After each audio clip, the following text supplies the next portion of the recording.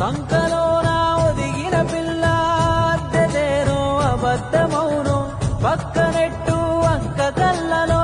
ఆకలైతే పచ్చినిదౌరా కాళ్ళు లేవు అన్నకు మనలా కడుపు ఆకలి ఇద్దరికొకల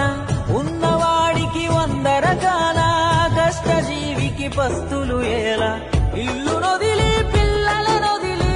ఎల్లలేదా కెళ్ళిన వాళ్ళు